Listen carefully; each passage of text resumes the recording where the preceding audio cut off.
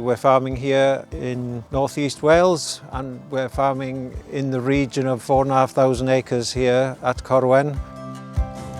We've got a mix of a couple of lowland flocks and one hill flock. We'd looked at different types of breeds over the years and found that the north of England mule suits the organic farming system and is very prolific, and also produces a lamb sort of 18 to 22 kilos, which is what the market requires.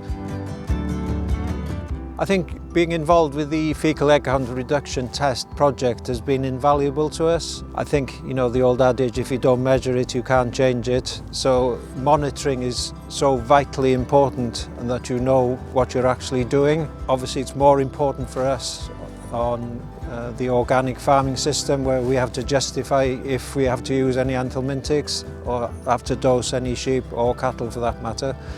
So it is really important that we know what our fecal egg counts are. You know, the grazing system employ here the sort of clean grazing systems and using herbal lays and so on, stubble turnips to finish lambs over winter.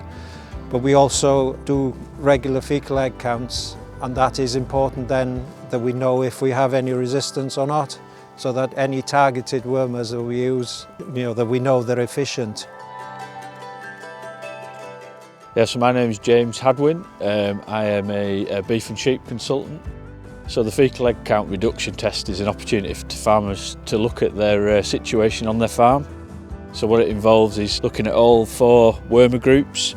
What we need is 90 lambs in order to carry out the test, and I'm working with Techion to carry out the testing. They're doing the on-farm sampling and the lab analysis.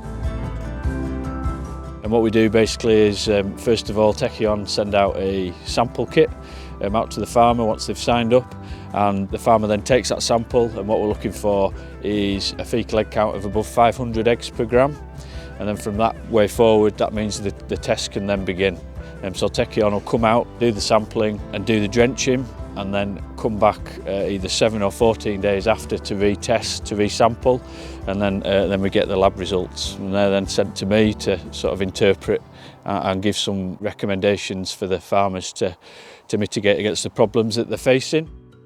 And basically what we're trying to do is get farmers to work more closely with the vets, to encourage people to look at anthelmintic resistance, because it's a real building problem in the industry, and it's something under farmers' control that they can sort of make the most of, improve animal performance and hopefully make the most of the stock that they've got.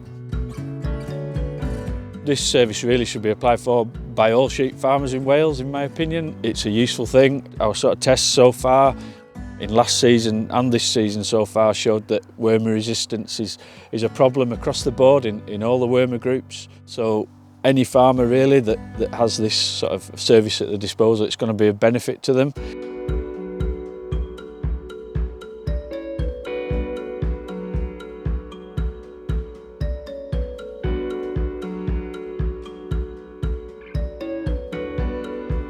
All the results are kept anonymous, and it's a one-to-one discussion after the results.